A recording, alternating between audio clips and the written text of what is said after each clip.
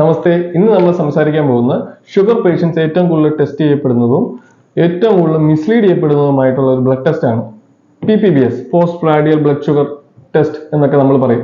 സാധാരണ ലാബുകളിൽ അല്ലെ ചില ഡോക്ടർമാർ നിങ്ങളെ 1 മണിക്കൂർ മുതൽ 1.5 മണിക്കൂറിനുള്ളിൽ ബ്ലഡ് ടെസ്റ്റ് ചെയ്യിപ്പിക്കുകയും അതുമൂലം നിങ്ങൾക്ക് ഷുഗർ ലെവൽ കൂടുതലാണ്, നിങ്ങളെ അതനുസരിച്ച് വേറെ മരുന്നുകൾ എഴുതണം എന്നൊക്കെ ചില ആളുകൾ പറയാറുണ്ട്. അപ്പൊ നിങ്ങൾ ശ്രദ്ധിക്കേണ്ടത് അത് ശരിയായ ഒരു രീതിയിലുള്ള ബ്ലഡ് ടെസ്റ്റ് അല്ല. ശരിക്കും PPBS എടുക്കേണ്ടത് 2.5 മണിക്കൂർ മുതൽ 3 മണിക്കൂർ വരെയുള്ള ഒരു സമയത്താണ്.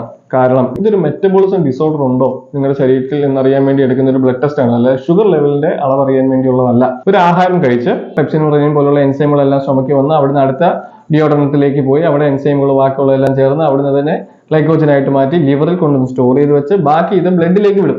ബ്ലഡിലേക്ക് ഈ ഗ്ലൂക്കോസിനെ വിട്ട് കഴിഞ്ഞ് നിങ്ങളുടെ ശരീരം, അതായത് മസിൽസ് ഫൈബേഴ്സും സെൽസ് ടിഷ്യൂസ് ഒക്കെയാണ് ഈ ബാക്കിയുള്ള ഗ്ലൂക്കോസ് എടുത്ത് സ്റ്റോർ ചെയ്ത് വെക്കേണ്ട മസിൽസിൽ.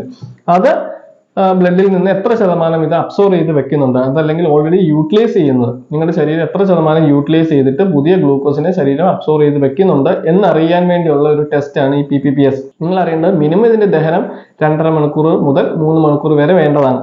അതിന് 1 മണിക്കൂർ കൊണ്ട് ടെസ്റ്റ് എടുത്താൽ 1.5 മണിക്കൂർ കൊണ്ട് ടെസ്റ്റ് എടുത്താൽ ഇപ്പോഴും ബോഡിയിലേക്ക് ഗ്ലൂക്കോസ് വരത്തേ ഉള്ളൂ. അത് അബ്സോർവ് ചെയ്യുന്നതിന് മുമ്പ് തന്നെ നമുക്ക് ബ്ലഡ് എടുക്കുമ്പോൾ ഷുഗർ ലെവൽ കൂടി നിൽക്കും. അപ്പൊ നിങ്ങൾ ഇനിയും ശ്രദ്ധിക്കുക, PPBS എടുക്കുമ്പോൾ 2.5 മണിക്കൂറിന് ശേഷം മാത്രം എടുക്കുക.